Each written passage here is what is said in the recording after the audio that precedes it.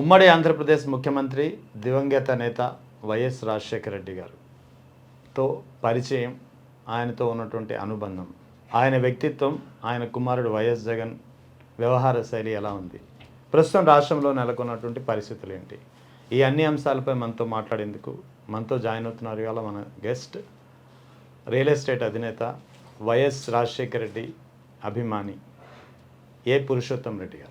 Sir నమస్తే. Sir నమస్తే అండి. ఎలా ఉన్నారు సార్? Fantastic sir. ఈ మధ్యనే వైఎస్ఆర్ జయంతి జరుపుకున్నాం, మీరు కూడా కన్వెన్షన్లో జరిగినటువంటి దాంట్లో పాల్గొన్నారు. సో అసలు వైఎస్ రాజశేఖర రెడ్డి గారి గురించి చెప్పాలి అంటే బేసికల్గా పులివెందల వాసిగా మీరేం చెప్తారు? కారణ జన్ముడు అండి. మనుషులు అందరూ పుడతారు పోతారు, కానీ మనిషి మరణించిన తర్వాత కూడా జనాల హృదయాల్లో జీవించడం అనేది కొందరు చేయగలుగుతారు. దాంట్లో రాజశేఖర గారు ప్రథములు. చాలామంది అంతకుముందు ఎంతోమంది రాజకీయ నాయకులు పుట్టారు, చనిపోయారు. గొప్ప గొప్పవాళ్ళు చాలా కాలం గుర్తుపెట్టుకునే మంచి పనులు చేశారు, కానీ తరతరాలు గుర్తుపెట్టుకునే పని చేసింది మాత్రం రాజశేఖర రెడ్డి గారు. ఈరోజుకి ఆయన చనిపోయి ఎన్ని సంవత్సరాలు అవుతుందా కూడా 77వ జయంతి రోజు కూడా ఎంతమంది అభిమానులు వచ్చారో మీరు చూసి ఉంటారు. అక్కడ స్థలం సరిపోక మేము చివరికి వాళ్ళకి క్షమాపణ వేడుకుందాం, మీరు ఇంతమంది వస్తారని ఎక్స్పెక్ట్ చేయలేదు, చిన్న స్థలం అయిపోయింది, వచ్చే సంవత్సరం జయంతి వేడుకలు ఇంతకన్నా పెద్ద సభలో చేద్దామని చెప్పింది, పెద్ద ఆడిటోరియంలో చేద్దామని చెప్పింది. ఆ రోజు మేము వారికి సారీ చెప్పడం కూడా జరిగింది. అంతమంది జనాలు వచ్చారు. కారణం ఒకటేందండి, ఆయన చేసిన మంచి పనులు. రాజకీయాలకు వచ్చిన తర్వాత అన్ని ఆటుపోట్లు చూసిన నాయకుడు నాకు తెలిసి లేడు. నేను ఆయన్ని దగ్గర నుంచి చూసే అదృష్టం నాకు దొరికింది. చిన్నప్పటి నుంచి పులివెందులకు వెళ్ళాలంటే మా ఊరి పైన వేముల పైన వెళ్ళాల్సి వచ్చేది. రాజారెడ్డి గారికి మా నాన్నకు నందబంధంతో ఎప్పుడు వాళ్ళు మా తోటకు వచ్చేవాళ్ళు. ఆ విధంగా రాజశేఖర రెడ్డి గారు అప్పుడప్పుడు వస్తుండేవాళ్ళు. సో ఈ విధంగా వారితో అనుబంధం ఏర్పడ్డాము. దాని తర్వాత నేను బెంగళూరులో రియల్ ఎస్టేట్ చేస్తున్నప్పుడు జగన్ గారిని చూడడం కోసం రాజశేఖర రెడ్డి గారు రావడము, అక్కడ ఇంకొక సాన్నిహిత్యం పెరగడము, ఆయన నన్ను బలవంతంగా హైదరాబాద్కి తీసుకొని రావడం, ఇక్కడ రియల్ ఎస్టేట్ చేయడం రాజశేఖర రెడ్డి గారు తీసుకొచ్చారు. తర్వాత మంచి గైడెన్స్ ఇచ్చారు, మంచి వాళ్ళని పరిచయం చేశారు. ఆయన నన్ను ఇక్కడ ఉంచారు, పైకి వెళ్ళిపోయారు. ఇప్పటికి కూడా తీరని బాధ. ఆయనని తలుచుకుంటే బాధ అనిపిస్తుంది ఇప్పటికి కూడా. మా ఇంట్లో తల్లిదండ్రులు చనిపోయారు, వారు చనిపోయిన బాధ కూడా ఉంది, కానీ ఈయన్ని తలుచుకున్నప్పుడంతా నాకు ఎందుకు తెలియని బాధ అనిపిస్తుంది. ఎందుకంటే ఆయన చూపించిన ఆప్యాయత, చాలా ప్రేమగా మాట్లాడేవాడు. కొద్దిగా ఇప్పటికి కూడా నాకు అది బాధ అనిపిస్తుందండి. ఎంతోమంది ముఖ్యమంత్రులు చేశారు రాష్ట్రానికి. వైఎస్ రాజశేఖర రెడ్డి పేరే మనం ఎందుకు తలుచుకుంటామంటే what you define, how do you define? రాజకీయం అంటే ప్రజాసేవ. ప్రజలకి సేవ చేయడానికి రాజకీయం అన్న నుంచి ఈరోజు మారిపోయింది. దాని అర్థము భావం పూర్తిగా మారిపోయాయి. కానీ ఒకప్పుడు రాజకీయాలంటే ప్రజాసేవ చేసేవాళ్ళు, వాళ్ళ ఆస్తులు అమ్మి ప్రజల కోసం వెచ్చించేవాళ్ళు. ఒక రాజకీయ నాయకుడి ఇంటికి ఏ సహాయం చేయడానికి అని ఎవరైనా సహాయం కావాలని వెళ్తే ఇంట్లో ఉన్న బంగారాన్ని నమ్మి సహాయం చేసిన రాజకీయవేత్తలు కూడా నాకు తెలుసు అండి. పొలాలమ్మి రాజకీయం చేసిన రాజకీయవేత్తలు కూడా నాకు తెలుసు. కానీ ఈరోజు పూర్తిగా రాజకీయాలు అంటే అందరు అన్నమాట నేను అనడం నాకు అది ఇష్టం లేదు, కానీ చాలా దారుణం అయితే అయిపోయాయి. రాజశేఖర్ గారి విషయానికి వస్తే ఆయన చేసిన మంచి పనులు ఈరోజు కూడా అండి భారతదేశంలో ఆదర్శవంతంగా తీసుకోగల స్కీమ్ ఏదైనా ఉందంటే అది 108 ఆ రోజు ఆయన సాధిస్తుంది. ఆరోగ్యశ్రీ ఇన్ని లక్షల మందిని కాపాడి ఉంటుంది, మనం లెక్కేసుకోలేం. మన రాష్ట్రంలో మొదలుపెట్టి ఈరోజు దేశవ్యాప్తంగా అయింది. మిగతా రాష్ట్రాలు కూడా ఆదర్శవంతంగా తీసుకుని అవి స్టార్ట్ చేయడం, ఒక మనిషి ప్రాణం కాపాడడం అంటే ఆ జన్మకు ధన్యమైపోయినట్టు. అటువంటిది కొన్ని లక్షల మంది ప్రాణాలని ఈ 108 ద్వారా, ఆరోగ్యశ్రీ ద్వారా కాపాడారంటే ఆయన ఎలా మర్చిపోతారండి? ఈరోజు మీరు చూసే ఉంటారు, మన లబ్ధిదారులతో మేము పెట్టాము, వాళ్ళు వచ్చి వాళ్ళ అనుభవాలు చెప్తుంటే ఆయన కళ్ళ ముందు ఉన్నట్లు అనిపించింది. ఆయన చనిపోలేదు, అందరి మనసుల్లో ఉన్నారు అనిపించింది. చేసిన పనులే ఆయన్ని శాశ్వతంగా ప్రజల గుండెల్లో ఉండే విధంగా చేస్తారని నేను నమ్ముతానండి. ఒక నెల్లూరు ఫ్యామిలీ కూడా ఎవరో వచ్చినట్టున్నారు, చెప్పులు కొట్టుకునే అతను వాళ్ళ పిల్లలు ఇప్పుడు జర్మనీలో వెల్ సెటిల్డ్. ఎస్. నెక్స్ట్ ఆరోగ్యశ్రీతో పాటు ఉచిత విద్య, ఫీజు రీయింబర్స్మెంట్ ద్వారా కాలేజీలో ఎప్పుడూ చదవలేము అని అనుకున్న ఫ్యామిలీస్కి కూడా ఉచితంగా చదివించి వాళ్ళని ఈరోజు మంచి ఉద్యోగాల్లో పెట్టి కొన్ని ఫ్యామిలీస్ని నిలబెట్టారండి.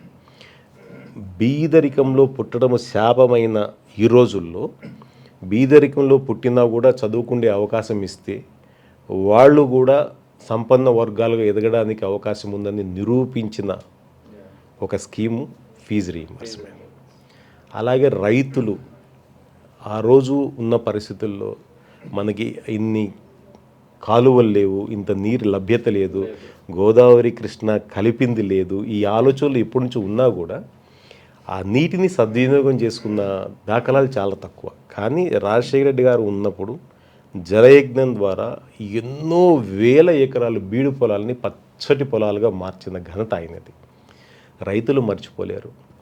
ఆరోగ్యం బాగాలేక హాస్పిటల్కి పోతే 5 స్టార్ హాస్పిటల్ లాంటి కార్పొరేట్ హాస్పిటల్లో కూడా ఉచిత వైద్యం అందించారంటే ఆ వైద్యం అందుకున్న పేషెంటు బ్రతికి బట్టగట్టిన తర్వాత చనిపోయే వరకు మర్చిపోలేడు. కాలేజీ మెట్లు కూడా ఎక్కలేము, అంత ఫీజులు లక్షల్లో కట్టలేము అన్న పరిస్థితి ఉన్నప్పుడు ఉచితంగా నువ్వు చదువుకో, నీ కుటుంబాన్ని ఆదుకో అని చెప్పి చదివించిన ఆ స్కీము ఎంతోమందిని చదివించడం వల్ల ఆ చదువుకొని ఈరోజు ఉద్యోగం చేస్తూ ఆ సంపాదనతో తింటున్న ఏ వ్యక్తి కూడా రాజశేఖర్ గారిని మర్చిపోలేరు. ఇంకా ఆయన డిఫరెంట్ పొలిటీషియన్ కాకుండా ఎలా అవుతారు చెప్పండి. సో అందరితో పోల్చుకుంటే డెఫినెట్గా he's a different politician born to serve the people. Rajasekhara Reddy గారితో మీకు కానీ మీ కుటుంబానికి కానీ రైట్ ఫ్రమ్ రాజారెడ్డి గారు ప్రత్యేకమైనటువంటి అనుబంధం ఎలా ఏర్పడింది, ఎలా కొనసాగింది?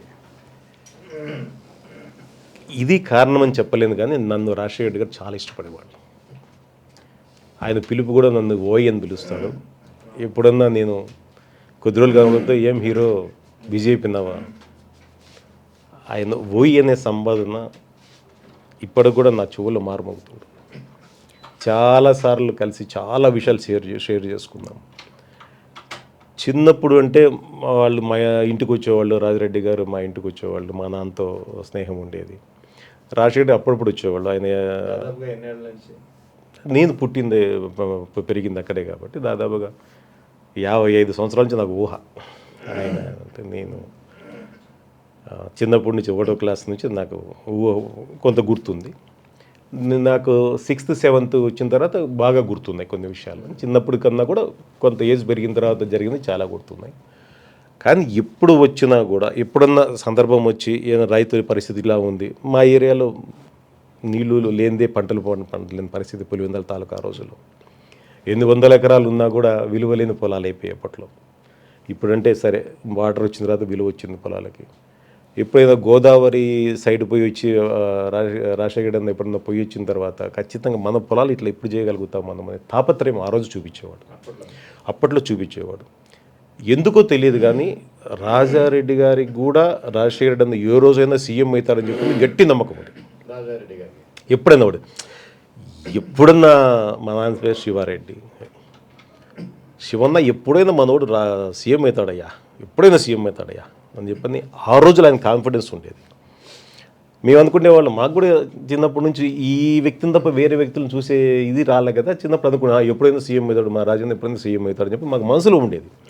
దాని తర్వాత కొంత ఊహ వచ్చిన తర్వాత నేను గ్రాడ్యుయేషన్ గుంటూరులో చేసేటప్పుడు కలిసినప్పుడు కూడా ఆయన అప్పట్లో అనేవాళ్ళు సీఎం అని అప్పట్లో అనేవాళ్ళు. రాజశేఖర్ రెడ్డిని చూడంగానే ఈవెన్ స్టూడెంట్స్లో కూడా ఆ పదం అట్లా దుల్లేది. మాకు కూడా కాబోయే సీఎం అని చెప్పి మా మనసుల నుంచి అట్లా మాటలు బయటకు వచ్చేసేవి. దేవుడు ఆశీర్వదించాడు, అన్న సీఎం అయ్యాడు. కానీ సీఎం కావడానికి ఆయన పడ్డ కష్టాలు 25 ఏళ్ల పోరాటం మాత్రము ఆయన దగ్గర చూసిన వ్యక్తులు నేను ఒకడిని కాబట్టి ఆయన పడ్డ పోరాటము, ఆరాటము, ఆయన పడ్డ బాధ వర్ణనాతీతం అండి. ఇంకొక రాజకీయ నాయకుడితే రాజకీయాలు వదిలేసి వెళ్ళిపోయి ఉండేవాడు. అవును, అదే అడగబోతున్నాను. రాజకీయ పొలిటికల్ కెరీర్లో బహుశా ఏ నాయకుడు ఎదుర్కోనన్ని ఎదురు దెబ్బలు వైఎస్ రాజశేఖర రెడ్డి ఒక్కరే ఎదుర్కొన్నారు. రాష్ట్రంలో ఎక్కడ ఏ సంఘటన జరిగిన, ఉమ్మడి రాష్ట్రం కదా అప్పుడు, వైఎస్ రాజశేఖర రెడ్డిని బాధ్యుడిని చేసే విధంగా ఈ రైటింగ్స్ కానీ ఉండేవి, నేరేషన్స్ ఉండేవి. ఆ రోజు మొదలైంది ఈ రోజు కంటిన్యూ అవుతున్నాయి. జగన్ విషయంలో ఈరోజు ఏం ఆగలేదు. బీజం అప్పుడు పడింది. అందుకే అప్పట్లో ఆ 2 పత్రికలు, ఆ 2 ఛానల్ అని చెప్పని అన్న ఇప్పుడు ఎక్కువ అంటుండేవాడు. ఆయన ఏం తప్పు చెప్పలే, నిజమే చెప్పాడు. ఆ రోజు బీజం పడి ఈరోజు వటవృక్షమైంది. అసలు ఆ మీడియాకి అర్థం తెలియని మీడియా అయిపోయింది. ఆ రోజుల్లో సరే అపోజిషన్ పార్టీతో ఇప్పుడు ఫైట్ చేయడం అనేది రాజకీయంలో ఎప్పుడు ఉంటుంది, కానీ సొంత పార్టీలో ఫైట్ చేయాల్సిన పరిస్థితులు ఆయనకి అనేకం వచ్చాయి. చాలా టిపికల్ అది. పక్కన ఉన్న వాళ్ళు వెన్నుపోటు పడవడము, మన పక్క మాట్లాడుతూ అటుపక్క పోయి వాళ్ళకి సపోర్ట్ చేయడము. చాలామంది, ఇంకా రాజకీయ నాయకులు పేర్లు చెప్పకూడదు, కొందరు చనిపోయారు, కొందరు ఇంకా బ్రతుకున్నారు. అవి ఆయన్ని చాలాసార్లు కలిచివేసాయి. ఏదైనా 1-2 సంఘటనలు షేర్ చేసుకోగలరా అటువంటి? అంటే పేరు వద్దు కానీ సంఘటన షేర్ చేసుకుంటారు. ప్రాంతం పేరు చెప్పండి. మా ఏరియా ఎమ్మెల్యేలే ఆయనతో పాటు దగ్గరగా మెదిలిన వాళ్ళే, మసిలిన వాళ్ళే. దాని తర్వాత పార్టీ మారి ఈయన గురించి ప్రచారం ఏమేమి చేయొచ్చో ఎదురు పార్టీకి చెప్పి చేయించిన వాళ్ళు.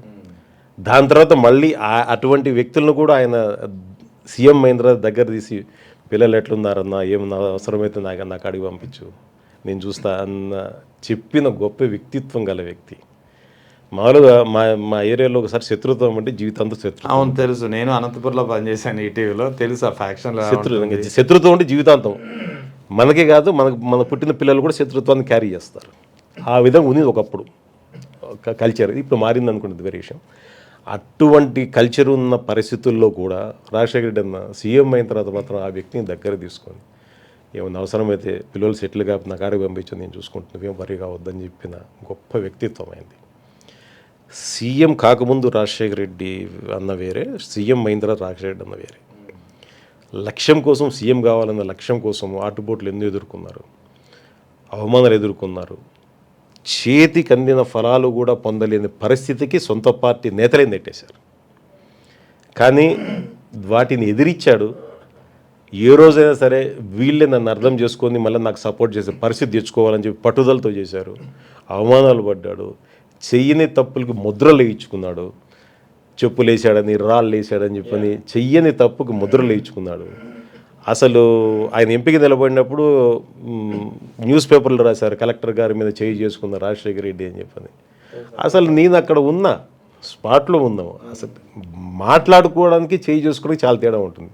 మాటలు ఇదేంది ఇంత వన్ సైడెడ్గా మీరు చేస్తూ ఉన్నారు, ఇది తప్పు కదా, ఇది ప్రజల అభిప్రాయాన్ని గౌరవించిన, అంతేగాని మీరు వన్ సైడ్గా చేయడం కరెక్ట్ కాదని చెప్పి గట్టిగా మాట్లాడింది వాస్తవం. మరుసటి రోజు పేపర్లో చూస్తే చేయి చేసుకున్నారు. అంటే ప్రచారాన్ని ఏ విధంగా మనుషుల్ని భ్రష్టు పట్టించవచ్చో ఒక మీడియా వాస్తవాలు అందించేది మీడియా అంటారు.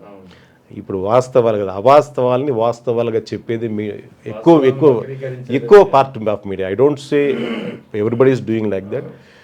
అంతో ఇంతో నిజాయితీ గల మీడియాలు ఉండబట్టి ఈరోజు ప్రజాస్వామ్యం ఇట్లుంది. పొరపాటున అన్ని మీడియాలు ఇప్పుడున్న దుర్మార్గ మీడియాలకు తయారైతే ఈ దేశం ఇంకా ఘోరమైన పరిస్థితిలో ఉంది. సో అటువంటి ఆటుపోట్లు ఎదుర్కొన్నాడు. సీఎం అయిన తర్వాత ఒక 2 yearsలో మార్పు నేను బాగా గమనించాను. ఓర్పు పెరిగింది. ఆయనే చెప్పేవారు, కోపం నేను నరాన్ని నిందించుకున్నాను అని చెప్పాను. నిజంగా కోపం నరాన్ని, ఆయన కోపం బాగుండేది. నేను చిన్నప్పటి నుంచి చూసినా కదా, కోపం బాగుండేది. ఎవరైనా తప్పు చేయకుండా తప్పు చేసినా నువ్వని ముద్ర వేసిన నాయకులు ఉంటారు కదా, వాళ్ళ మీద కూడా కోపం ప్రదర్శించేవాడు. అటువంటి మనిషి సీఎం అయిన తర్వాత శత్రువుని కూడా ప్రేమగా దగ్గర తీసుకున్న పరిస్థితులు చాలా చూసాం. సో ఆ గొప్ప వ్యక్తిత్వం అనేది అందరికీ రాదు. He's a great person. Rajasekhara Reddy గారు పేరు చెప్తే 2 పథకాలు గుర్తొస్తాయి. 2 పథకాల పేర్లు చెప్తే రాజశేఖర రెడ్డి గారి పేరే గుర్తొస్తుంది. ఒకటి ఆరోగ్యశ్రీ, రెండోది ఫీజు రీంబర్స్మెంట్. ఈ 2 పథకాలు ఆయన ఆలోచన రావడానికి కారణాలు ఏమై ఉంటాయి, లేక మీకు తెలిసింది ఏమైనా ఉందా, ప్రత్యేక ఏమైనా ఉంటుంది సార్? నేను శ్రీశైలంలో చదువుకుంటున్నప్పుడు ఒకసారి రాజశేఖర రెడ్డి గారు అక్కడికి వచ్చారు. అక్కడ ప్రాజెక్ట్ గెస్ట్ హౌస్ ఉండేది. ప్రాజెక్ట్ గెస్ట్ హౌస్ స్టే చేశారు. సరే ఆయనతో పాటు ఆ రోజు వీ హ్యాడ్ డిన్నర్. మాట్లాడుతున్నప్పుడు అప్పుడు బుడ్డా వెంగళ రెడ్డి అని చెప్పని ఆయన ఎమ్మెల్యేగా ఉండేవాడు. ఆయనతో మాట్లాడుతూ రైతుల గురించి, ఈ ఆరోగ్యం గురించి, ఆరోగ్యశ్రీ అనే పథకం పేరు లేదు కానీ చాలా దేశాల్లో ఉన్న ఉచితంగా చదువు ఉంటుంది, ఉచితంగా ఆరోగ్యం ఉంటుంది, దానివల్ల ఆ దేశాలు బాగా డెవలప్ అయినాయి. ఎందుకంటే మనిషి సంపాదించిన దాంట్లో పూర్తిగా ఆరోగ్యాన్ని ఖర్చు పెట్టాలి, చదువు ఖర్చు పెట్టాల్సి వస్తుంది. ఆ రెండు ఉచితంగా ఇచ్చినామంటే మన వాళ్ళు ఫైనాన్షియల్గా స్ట్రాంగ్ అవుతారు. ఆ రెండు చేయాలన్న ఇప్పుడు మనం సీఎం అయితే మాత్రం అది చేద్దామన్నా అని చెప్పని ఐ థింక్ 89-90 ఆ ప్రాంతంలో అప్పుడే ఆయన డిస్కస్ చేశారు దాని గురించి. సరే దాని తర్వాత ఆరోగ్యశ్రీ అని పేరు పెట్టడం అనేది ఆయన సీఎం అయిన, బట్ ఆలోచన అనేది అప్పుడు ఈ టైప్ ఆఫ్ స్కీమ్స్ పెడితే బాగుంటుంది అని నా కళ్ళ ముందు జరిగిన డిస్కషన్లో, నా ఎదురు జరిగిన డిస్కషన్లో ఆ రోజు ఆయన మనసులో అది ఉంది. సో ఆ రోజు ఎడ్యుకేషన్ మాట్లాడలేదు కానీ ఈ రెండు పథకాలు అంకురార్పణకి ఆలోచన వచ్చే నేపథ్యంలో ఆ సమయంలో మీరు ఉన్నారు. ఇది మాత్రం ఏది అంటే తర్వాత ఆరోగ్యశ్రీ అని పేరు పెట్టారు, కానీ ఆరోగ్యం ఉచితంగా ఇస్తే ఆయన డాక్టర్, బేసిక్గా డాక్టర్, రూపాయి డాక్టర్ కానీ ప్రసిద్ధి చెందినవాడు. బీదోడి దగ్గర డబ్బులు లేకపోతే మందులు కూడా ఫ్రీగా షాప్లో చెప్పడమో, లేకపోతే ఆయనకు వచ్చిన ఏమన్నా మందులు శాంపిల్స్ వచ్చినప్పుడు ఇవ్వడమో, లేకపోతే డబ్బులు ఇచ్చి కొనుక్కొని చెప్పడమో, ఇవన్నీ చేసిన వ్యక్తి. పేద ప్రజల పట్ల ఒక రకమైన సానుభూతి మనసులో ఇప్పుడు కలిగి ఉన్న వ్యక్తి. సో ఆ రోజు ఆ ఆలోచన దాని తర్వాత బీజం పడింది అనుకుంటున్నాను. పాదయాత్రప్పుడు మాత్రము రైతుల గురించి మాత్రం పాదయాత్రప్పుడు ఆయన మనసులో ఆలోచన కలిగిందండి రైతుల గురించి. ఈ చదువు అనేది దాని తర్వాత ఆయన సీఎం అయిన తర్వాత వచ్చిన డిస్కషన్స్లోనే ఇది ఉంది, కానీ ఫీజు రీఎంబర్స్మెంట్ అనేది అంతకుముందు నేనైతే వినలేదు. అంతకుముందు ఉందేమో మనసులో నాకు తెలియదు, కానీ నేను విన్న వాటిలో ఆరోగ్యశ్రీకి బీజం 89-90లో పడింది.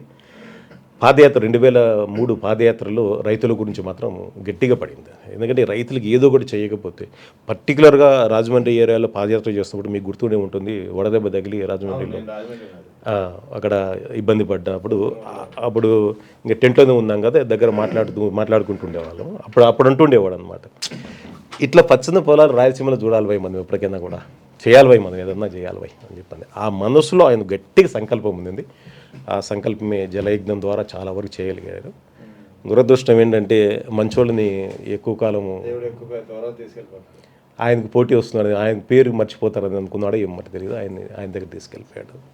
ఆయనకు ఆ టర్మ్ కూడా కంప్లీట్ అయ్యి ఉంటే, అంటే ఇప్పటి వరకు కూడా బ్రతికుండాలని కోరుకుంటారు వేరే విషయం, కానీ ఆ టర్మ్ కూడా కంప్లీట్ అయ్యి ఉంటే ఆంధ్ర రాష్ట్రం అనేది దేశంలోనే అభివృద్ధి చెందిన రాష్ట్రాల్లో ఒకటి ఉండేది. Not Gujarat, not Tamil Nadu, industry కానీ ఏదన్నా కానీ. ఎందుకంటే ఎన్ని బీజాలు వేసాడండి, ఇన్నిటికీ బీజాలు వేసాడు. ఈరోజు ఓఆర్ఆర్ ఆయన వేసింది, విమానాశ్రయం ఆయన వేసింది, ఫైనాన్షియల్ డిస్ట్రిక్ట్ ఆయన పుణ్యమే. మీరు ఏదన్నా చూడండి, సరే ఈరోజున్న మీడియా మాది అని చెప్పుకుంటారు, ఈరోజున్న అధినేత మొత్తం నేనే కారణము, అసలు ఈ సృష్టికి నేనే కారణమని చెప్పుకుంటాడు, అది వేరే విషయం. వాళ్ళకి ఏంటంటే అది ఒక మానసిక జబ్బు లాంటిది. అది ఇది ఏదో ఓ రోజు చేసింది కూడా నేను చేశానని చెప్పుకోవడము, ఊహల్లో రాత్రి రెడ్డి గారు చెప్పేవారు కదా మానసిక రోగం అది అని ఆయన మాటల్లో చెప్పాలంటే. కానీ ఆయన చేసినవి కూడా చెప్పుకోలేపారు చాలా వరకు. దురదృష్టం ఏంటంటే దాని తర్వాత జరిగిన రాజకీయ పరిణామాల వల్ల రెండు రాష్ట్రాలుగా విడిపోవడము, వారి పోరాట తత్వాన్ని జగన్ గారు తీసుకోవడము. జగన్ గారు కూడా కాంగ్రెస్లో ఉన్నంత వరకు చాలా గొప్ప నాయకుడిగా కీర్తించిన అదే కాంగ్రెస్ ఎప్పుడైతే ప్రజలందరూ ఇండ్లకు పోయి ఓదార్పు చేస్తా అంటేనే ఆ కల్చర్ తెలియని అప్పట్లో ఢిల్లీ పెద్దలు ఆయన్ని వ్యతిరేకించడము, మాట ఇచ్చిన తర్వాత తప్పకూడదని చెప్పింది, ఎన్ని కష్టాలు ఎదుర్కొంటా అని చెప్పింది, ఆయన ధైర్యంగా తొడగొట్టి బయటికి రావడము, తర్వాత జరిగే పరిణామాలు మీకు తెలిసినవే. రెండు రాష్ట్రాలుగా విడిపోవడము తెలుగు ప్రజలకి ఎప్పటికే నష్టమే. వైఎస్ రాజశేఖర రెడ్డి గారి కుటుంబంతో వాళ్ళ రాజారెడ్డి గారి నుంచి రాజశేఖర రెడ్డి గారు, తర్వాత జగన్ గారితో అంత అనుబంధం ఉన్నటువంటి మీరు 2009 సెప్టెంబర్ 2న హెలికాప్టర్ మిస్ అయింది అని విన్నప్పుడు మీ స్టేటస్ ఆఫ్ ఫీల్ ఎలా ఉండింది? ఇప్పుడు తలుచుకుని ఇబ్బంది అనిపిస్తుంది నాకు ఇప్పుడు కూడా. అది ఆ రోజు ధైర్యం ఉంది, ఖచ్చితంగా కొండల్లోంచి వస్తాడు అని ధైర్యం ఉంది. చనిపోయాడని తెలిసిన తర్వాత నా ప్రాణం పోతే ఎట్లుంది అట్లుందండి. నేను కోలుకోవడం కూడా చాలా కాలం పట్టింది. ఎందుకంటే మాలాంటి వాళ్ళకే, కేవలం మేము జర్నలిస్టులు అంతే, మాలాంటి వాళ్ళకే ఇప్పటికీ నేను ఆ ప్రశ్న ఎవరైనా అడుగుతుంటే నాకు అడ్డు చెమరుస్తాయి. మీలాంటి వాళ్ళు అయితే నేరుగా you have been travel with those fellows. ఇప్పుడు మీ కంటిలోంచి నీళ్ళు వస్తున్నాయి. అంటే ఆయన గొప్పతనం అండి అది. రాజశేఖర రెడ్డి గారి పేరు ఎందుకో నాకు తెలియదు కానీ I'm not a beneficiary, direct beneficiary, or I'm not closely associated. As a journalist I'm association, I have some associations, I have some relations with YS Rajasekhara Reddy గారు. అవునండి. బట్ ఎందుకో నాకు తెలీదు, ఆయన పేరేంటే అసలు ఇవాళకి నా కళ్ళు చెమరుస్తాయి. ఎందుకంటారు? అందుకే కారణజన్ముడు అన్నాడండి. చనిపోయి ఇన్ని సంవత్సరాలు అయినా కూడా ఒక మనిషి గుండెల్లో బాధ పెట్టగలిగాడు అంటే ఈరోజు బాధతోనే కళ్ళ నీళ్ళు వస్తుంది. అది జరగదండి. ఈవెన్ మా నాన్న చనిపోయాడు, మా అమ్మ చనిపోయారు, తలుచుకున్నప్పుడు బాధేస్తుంది కానీ కళ్ళనీళ్ళు రావు, కళ్ళనీళ్ళు రావు. ఇప్పటికి కూడా అయ్యింది తలుచుకుంటే నాకు. నేను వీలైనంత వరకు నేను చాలా కంట్రోల్ చేసుకుంటానండి. ఆయన విషయంలో ఎందుకు కంట్రోల్ చేసుకోలేము. నాకు ఎన్ని కష్టాలు వచ్చినా నా కంట్లో నీళ్ళు రావు, ఎన్ని ప్రాబ్లమ్స్ వచ్చినా నా కంట్లో నీళ్ళు రావు. కానీ ఆయన తలుచుకుంటే మాత్రం నేను సంభవ్ ఎందుకో నాకు వీక్ పాయింట్ రాజశేఖర రెడ్డి గారు.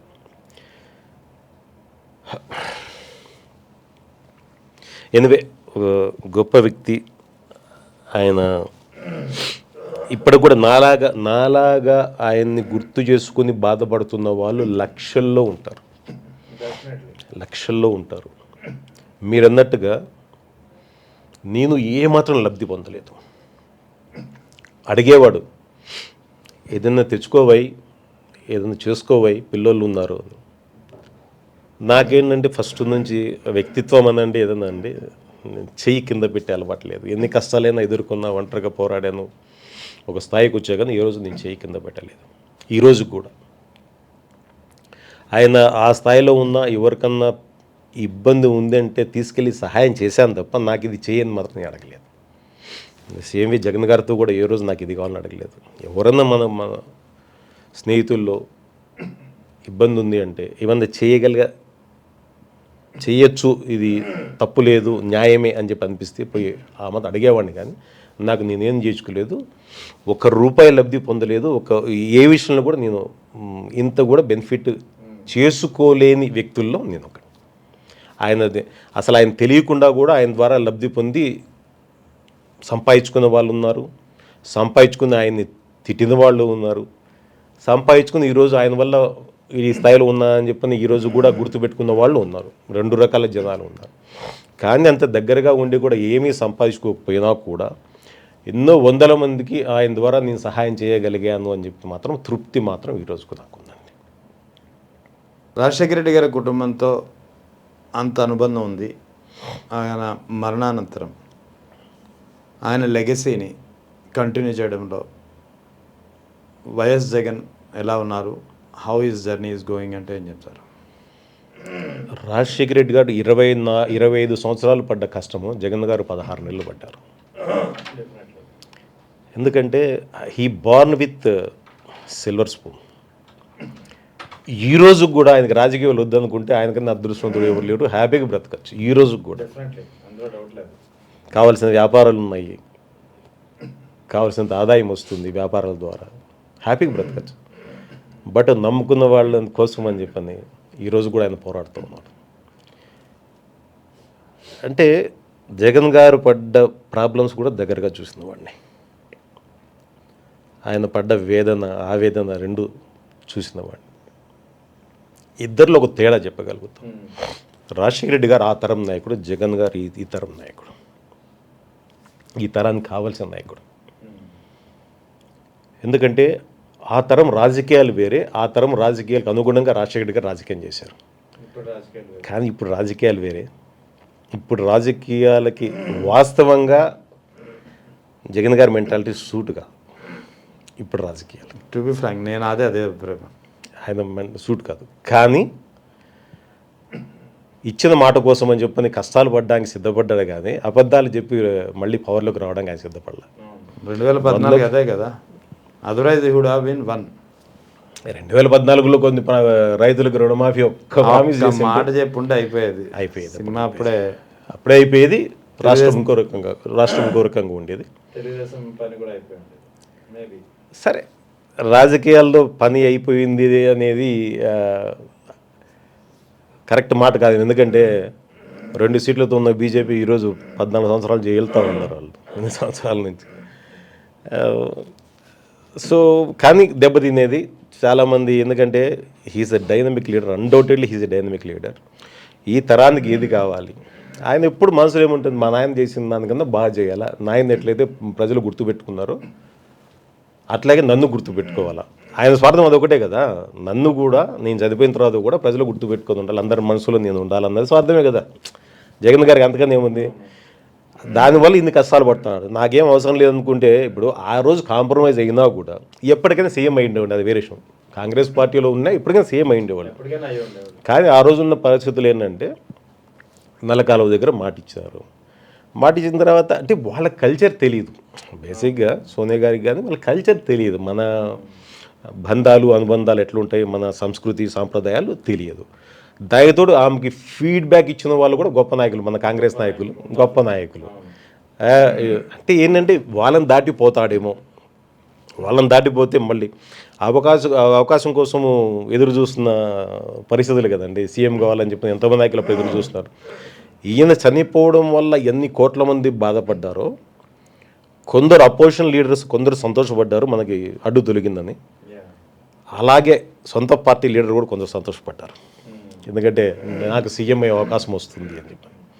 వాళ్ళందరూ పోయి ఇచ్చిన ఫీడ్బ్యాక్ వల్ల జగన్ గారు పార్టీకి దూరం కావడము పార్టీకి ఈరోజు కూడా నష్టమే. కాంగ్రెస్ మళ్ళీ పుంజుకోలేని పరిస్థితికి వెళ్ళిపోయింది. ఆ రోజు అట్లా కాకుండా ఉండింటే కనీసం ఇంత ఘోరమైన పరిస్థితులు ఉండేది కాదు అని నా పర్సనల్ ఫీలింగ్. జగన్ గారు ఇప్పటికి కూడా ఇదే విధంగా మారకుండా ఉంటే శాశ్వతంగా కొందరు మనసులో ఏ విధంగా రాజశేఖర రెడ్డి గారు ముద్ర వేసుకున్నారు, రాజకీయ నాయకుడు అంటే విలువలు కట్టుబడి ఉన్నాడు, ఈ విధంగా ఉండాలి అని చెప్పని ఎప్పటికీ అనిపించుకునే నాయకుల్లో జగన్ గారు కూడా ఒకరైపోతారు.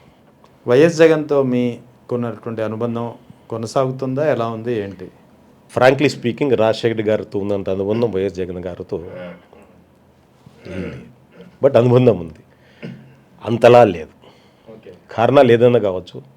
ఆయన్ని దగ్గర చూసిన వ్యక్తిగా ఆయన ఆప్యాయత వేరేగా ఉండేది. ఈయన ఫస్ట్ నుంచి పోరాటమే కాబట్టి ఆ పోరాటంలో మనం దగ్గరగా కాలేకపోవచ్చు, లేకపోతే ఏ కారణమన్నా కాదు, కానీ ఆయనతో ఉన్న అనుబంధం అయితే లేదు. బట్ డెఫినెట్లీ ఈవెన్ టుడే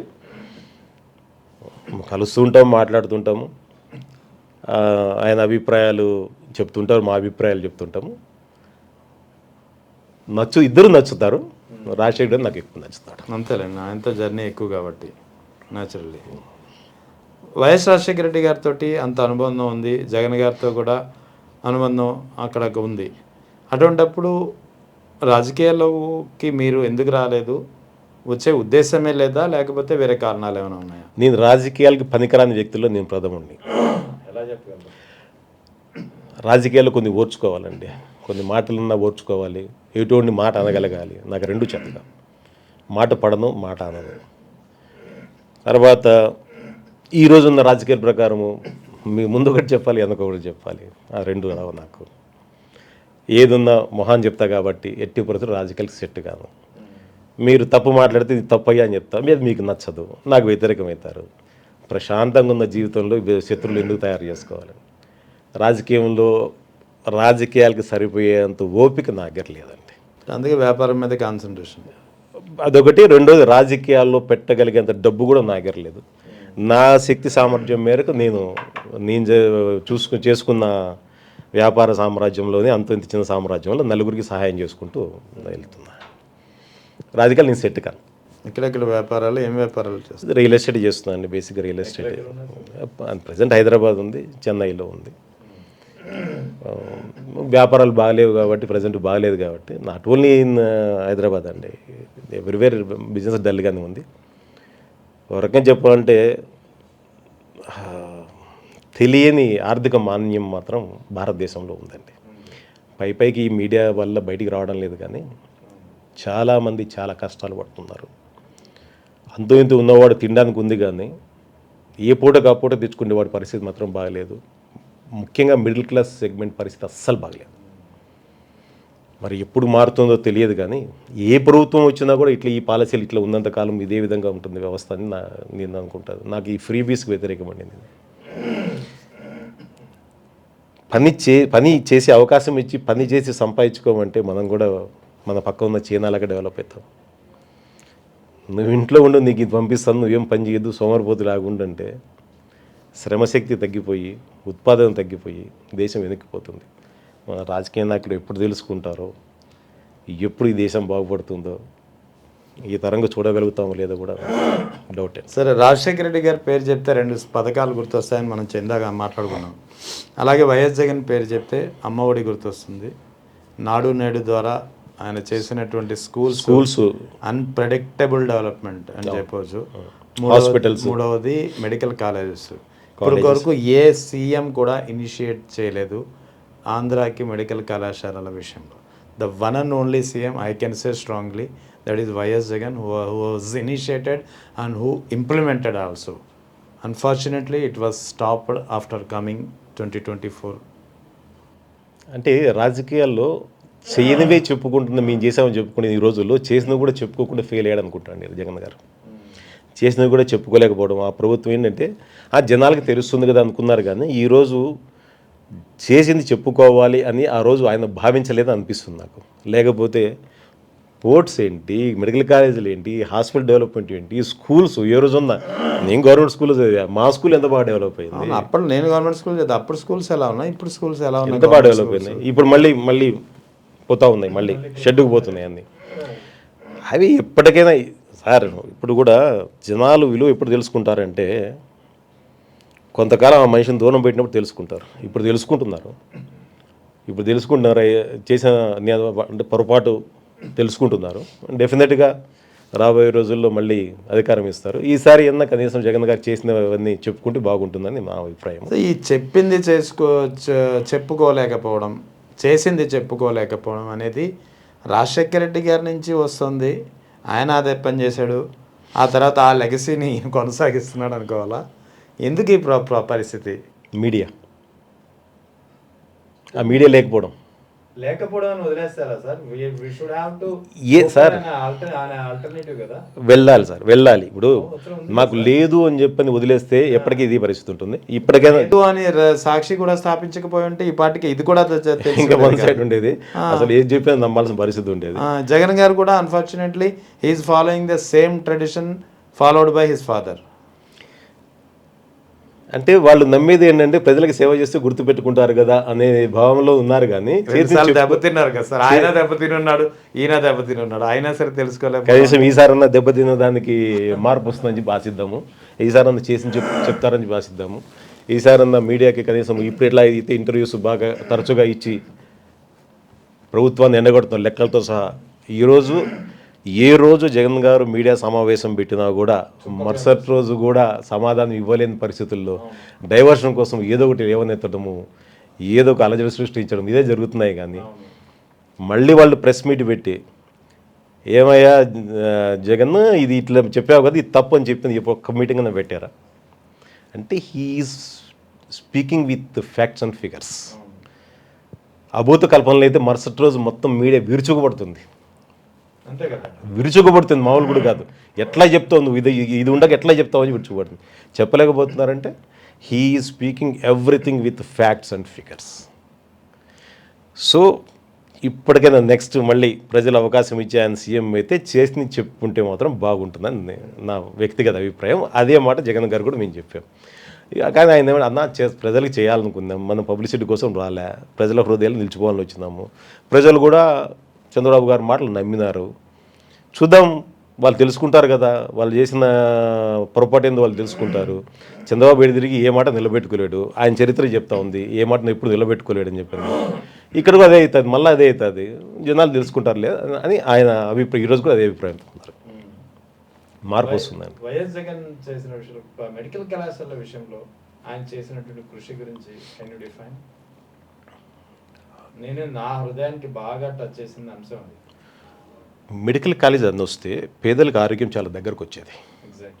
పేదలకు ఆరోగ్యం దగ్గరకు వచ్చేది సార్. సింపుల్ సార్, ఈరోజు ఒక పెద్ద జబ్బు చేసి హాస్పిటల్కి పోతే వాళ్ళు ఆ తరం కోలుకోలేనంత ఖర్చు పెట్టాల్సి వస్తుంది. ఆ తరం కోలుకోలేరు. ఉన్నవి అమ్మేసి, పుస్తెల తడలో పాటు అమ్మేసి, ఆస్తులన్నీ అమ్మేసి ట్రీట్మెంట్ చేయాల్సిన పరిస్థితులు కొన్ని జబ్బులకు ఉన్నాయి. క్యాన్సర్ వస్తే okay, government policies, government insurance అందుబాటులో ఉన్న వాళ్ళ వరకైతే ఓకే, కానీ చాలామంది మధ్యతరగతి వాళ్ళకి అందుబాటులో లేనివి చాలా ఉన్నాయి. మన భారతదేశంలో దురదృష్టమో అదృష్టమో తెలియదు, కానీ ఎటుపోయిన దెబ్బ మధ్యతరగతి వాళ్ళకే పడుతుంది. ఎటన్నా పోందండి, ఇటు వీళ్ళకి ఫ్రీ ఇవ్వండి, మధ్యతరగతి వాడికి దెబ్బ పడుతుంది. అటు ఉన్నవాడికి రుణమాఫీ చేస్తారు, 1000 కోట్ల రుణమాఫీ వాళ్ళకి జరుగుతుంది. ప్రభుత్వాల ద్వారా 1000 కోట్ల రుణమాఫీ బ్యాంకులు ఎగరగొట్టిన వాళ్ళకి జరుగుతుంది. ఆ ఎఫెక్ట్ పడేది మధ్యతరగతి వాళ్ళ మీద. అటు ఇటు నలిగిపోయేది మాత్రం చాలా తరాల నుంచి మధ్యతరగతి వాడేయండి. అటువంటి వాళ్ళకు కూడా ఆ మెడికల్ కాలేజ్ ఉండింటే ఆరోగ్యం చేరువయ్యేది, ఆస్తులు అమ్మే పరిస్థితి వచ్చేది కాదు. అది ఫ్యూచర్ని దృష్టిలో పెట్టుకొని చేసిన ప్లాను. ఆయన ఏమన్నా చూడండి, స్కూల్స్ డెవలప్మెంట్ బాగా చదువుకుంటే, ఇంగ్లీష్ మీడియం పెట్టడానికి కారణం కూడా అది. బాగా చదువుకుంటే పిల్లలు అభివృద్ధి చెందితే, ఇంగ్లీష్ బాగా మాట్లాడగలిగితే అవకాశాలు ఎక్కువ వస్తాయని చెప్పేది ఫ్యూచర్ ఆలోచించి పెట్టింది. అది ఆ రోజు ఎగతాళి చేశారు, మళ్ళీ ఈరోజు మళ్ళీ అదే ఇంగ్లీష్ని వాళ్ళు సమర్థిస్తాం. హాస్పిటల్స్, చదువు, ఆరోగ్యం అనేది మనిషికి అందుబాటులో ఉంటే ఆర్థికంగా స్థితిమంతులు అవుతారు, ఆర్థికంగా అభివృద్ధి చెందుతుంది కుటుంబము, దాని విధంగా దేశం అభివృద్ధి చెందుతుందన్న ఆలోచన, అది లాంగ్ టర్మ్ ఆలోచన. ఈ రెండు ఇంప్లిమెంట్ అలాగే కంటిన్యూ ఈ గవర్నమెంట్ కూడా చేస్తే మంచిదండి. ఇప్పుడు ఎవరు మంచి చేసినా కొనసాగించే గవర్నమెంట్ రావాలి, కానీ వాళ్ళకి పేరు వస్తుంది మంచి చేశారని చెప్పని ఈ విధంగా చేసుకుంటూ పోతే మాత్రము నష్టపోయేది సాధారణ ప్రజలు. ఒక రియల్ ఎస్టేట్ అధినేతగా మీరు చెప్పండి, ఇప్పుడు ఇటీవల జగన్ ఒక ఛాలెంజ్ చేశారు, మావిగన్ వర్సెస్ అమరావతి. మీ స్టాండ్ ఏంటి? మళ్ళీ వాళ్ళు మార్పు చేశారుగా, చేస్తారు. మీ స్టాండ్ ఏంటి? ఒక రియల్ ఎస్టేట్ అధినేతగా మీరు దేన్ని సపోర్ట్ చేస్తారు? సార్, ఆల్రెడీ కన్స్ట్రక్టివ్ ఉండి, జనాలు ఉండి, కొంత వ్యయంతోనే క్యాపిటల్ నిర్మించుకోగల అవకాశం ఉన్నప్పుడు ప్రజల డబ్బుని వెచ్చించి మొత్తం ఒకటే చోట కాన్సన్ట్రేట్ చేయడం వల్ల ఆర్థికంగా రాష్ట్రము అభివృద్ధి కాకుండా తిరోగమనం వైపుగా పోతుందండి. నేను అమరావతి పూర్తిగా ఒకే చోటు ఉండి ప్రజల డబ్బు మొత్తం పోయి ఎక్కడ ఉండడానికి మాత్రం వ్యతిరేకం. దాని బదులు మనకు కావాల్సిన సెక్రటరేట్, హైకోర్టు, మీరు ఏదైనా అసెంబ్లీ ఏదైనా తీసుకోండి, ఒకచోట మనం కన్స్ట్రక్ట్ చేసుకోవడానికి ప్లేస్ ఉంది. ఈ మావిగన్ అన్నారు, సరే దానికి పేరు పెట్టారు. చక్కగా విజయవాడ గుంటూరు మధ్య చాలా స్థలం ఉంది కదా సార్, అక్కడ చాలు కదా. మనకి ఏం కావాలి? క్యాపిటల్ ఈజ్ ఫర్ అడ్మినిస్ట్రేషన్, అంతేగాని మనకి బిల్డప్ కోసం కాదు కదా. పెద్ద బిల్డింగ్లు కట్టగానే వచ్చి పెట్టుబడి పెట్టగలదు. అడ్మినిస్ట్రేట్ చెయ్యి, స్టేట్ని రిచ్ చేసుకో, ఇన్వెస్టర్స్ని ఇన్వైట్ చేయండి, ఇండస్ట్రీస్ని ఇన్వైట్ చేయండి, వాళ్ళకి కావాల్సిన సదుపాయాలను ఇవ్వండి, ఆ ల్యాండ్లో వాళ్ళకి ఇండస్ట్రీని డెవలప్ చేయమని చెప్పండి. నువ్వు పోయి ప్రజల డబ్బు మొత్తం ఒకటి చోటు పెట్టేస్తే, మిగతా రాష్ట్రం అంతా వదిలేస్తే ఎప్పుడు డెవలప్ అవుతుంది చెప్పండి? ముందు పోనీ రిచ్ స్టేటా? కాదు. ఇప్పుడు ఎవరు చెప్పుకుంటున్నాం కానీ రిచ్ స్టేట్ కాదు. ఇంకా పూర్ స్టేట్ చేసుకుంటూ పోతే, మొత్తం ప్రజల డబ్బు మొత్తం ఒకటి చోటు తీసుకొని పోతే ఎప్పుడు డెవలప్ అవుతుంది? నేనైతే అప్రిషియేట్ చేస్తా, ఇది ఇంప్లిమెంట్ చేస్తే బాగుంటుంది. అంటే తక్కువ అమౌంట్తో administration can be processed with in no time. Just ఇమ్మీడియట్గా అడ్మిషన్ స్టార్ట్ చేయొచ్చు అండి. అన్ని వేల కోట్లు, అన్ని లక్షల కోట్లు అక్కడ పెట్టాల్సిన అవసరం అయితే లేదు. ప్రజలు అర్థం చేసుకుంటారులేండి, ఏం ప్రజలు అంత అమాయకులు కాదు. మా డబ్బు అంతా ఇప్పుడు శ్రీకాకుళం ఉన్న వాళ్ళ డబ్బు కానీ, రాయలసీమ చిత్తూరు ఉన్న డబ్బు కానీ, ఆంధ్రప్రదేశ్ డబ్బు కానీ మొత్తం పోయి ఒక చోటుకు ఉంటుందంటే ఇంకా అక్కడ డెవలప్ కాకుండా ఒకటే చోట డెవలప్ అవుతుంది. ఇక్కడ కూడా పూర్తి డెవలప్ అవుతుందా? మూడు జనరేషన్లు మారాల్సి వస్తుంది అక్కడ పూర్తిగా. వాళ్ళు ఇచ్చిన ఇది 3 జనరేషన్లో మొత్తం అక్కడ పోతే ఈ స్టేట్ ఇప్పుడు డెవలప్ కావాలి. మీ ఒపీనియన్లో 2 ఏళ్ల కూటమి ప్రభుత్వం పాలన ఎలా ఉంది? ప్రజలు వ్యతిరేకించుకునేలాగా ఉంది. ఎందుకు తప్పు చేశామని చెప్పి ఎక్కువ మంది ప్రజలు భావించేలాగుంది. జరుగుతున్న అరాచకాల వల్ల రాష్ట్రం ఉన్న పేరుని చెడగొడుతున్నామని మాత్రం వాళ్ళు ఆలోచించలేకపోతున్నారు అనిపిస్తుంది నాకు. మంచిది కాదండి ఈ దౌర్జన్యాలు, ఇవన్నీ ఎవరు చేసినా మంచిది కాదు. వైసీపీ చేసినా మంచిది కాదు, ఇప్పుడున్న కూటమి చేసినా మంచిది కాదు. జనాలు వచ్చి ధైర్యంగా వ్యాపారం చేసుకునే పరిస్థితులు క్రియేట్ చేయాలి, కానీ ఈ అరాచకాన్ని చూసి ఎందుకురా నాయన ఈ స్టేట్ అని చెప్పి పారిపోయే విధంగా క్రియేట్ చేయకూడదు. ప్రజలే వద్దనుకునే స్థితిలో అయితే కూటమి ప్రభుత్వం ఈ 2 ఏళ్లలో ఆ పేరైతే తెచ్చుకుందని నేను అనుకుంటున్నాను. ఇప్పుడు తాజా కాదంబరి జత్వానీ కేసు వినే ఉంటారు కదా, ఆ కాదంబరి జత్వానీ కేసు విషయంలోనే వైఎస్ జగన్ ప్రభుత్వాన్ని ఇరుకొని పెట్టాలని చూసింది. అప్పట్లో కాదంబరి జత్వాని తన టార్చర్ చేస్తుంది, బ్లాక్మెయిల్ చేస్తుంది అని చెప్పి జేఎస్డబ్ల్యూ అధినేత సజ్జల జిందాల్ ఆయన ఫిర్యాదు చేస్తే గత గవర్నమెంట్ చర్యలు తీసుకుంది. తర్వాత ఈ గవర్నమెంట్ వచ్చిన తర్వాత అదే రివర్స్ చేసి ముగ్గురు సమర్థవంతమైనటువంటి పోలీస్ అధికారులు పిఎస్ఆర్ ఆంజనేయులు, విశాల్ గున్ని అండ్ కాంతిరాణా టాటా, ఇంకో ముగ్గురు ఆఫీసర్స్ ఉన్నారు.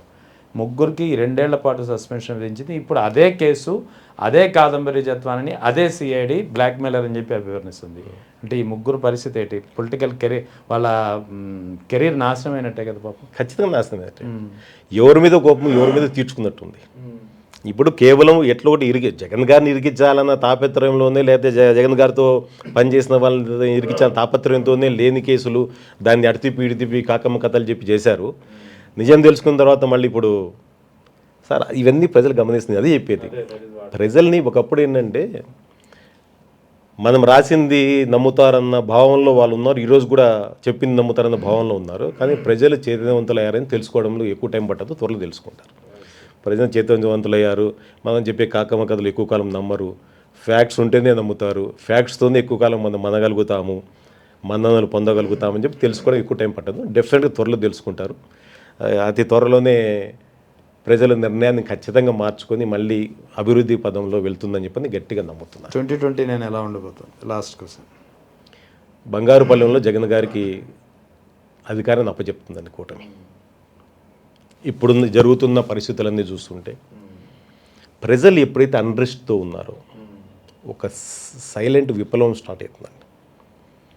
ఎప్పుడు భయంగా బ్రతకడము, ఎవరినన్నా గొడవ పడినండి, ఎవరినన్నా కొట్టిందండి, ఇప్పుడు ఎన్కౌంటర్లు ఏంటి, లాకప్ డెత్లు ఏంటి, ఏంటిది అది ఏ విధంగా సమర్థనీయం ప్రజాస్వామ్యంలో?